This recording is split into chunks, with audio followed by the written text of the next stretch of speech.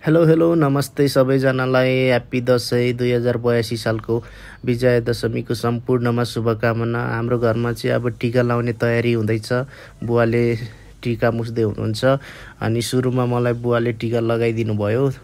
भनिन्छ नि आफूभन्दा ठुलो बडा बाउआमाको हातको टिका लगाएर आशीर्वाद लिएपछि मात्रै अन्त जानुपर्छ काका बडा बाउ मामा माइजूकोमा भनिन्छ नि। त्यही भएर मैले चाहिँ बुवाको हातबाट टिका लगाएँ अनि त्यसपछि मम्मीको हातबाट पनि टिका लगाएँ।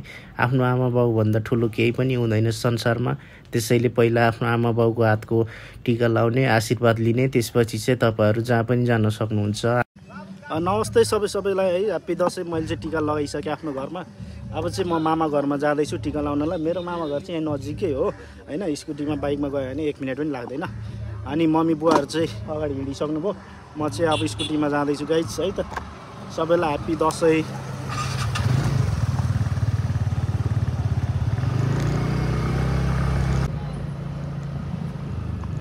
म चाहिँ मामा घर आइपुगेँ गाइज है टिका लाउनलाई। मम्मीहरू पनि यहाँ आइपुग्नु भयो मामा घरमा ल है त, टक्कसँगले यस्तै छ। अब चाहिँ गाइस मामा घरमा टिका लाउने पालो। मम्मी बुवा म तीनजनालाई मेरो माउली हजुरबुवाले टिका लगाइदिँदै हुनुहुन्छ। अनि त्यही हो गाइस, तपाईँहरूले कसरी दसैँ मनाउनु भयो? हामीले चाहिँ यसै गरी आफ्नो घर मामा घर लगायत आफन्तजनहरूबाट टिका लाएर दसैँ मनाएँ।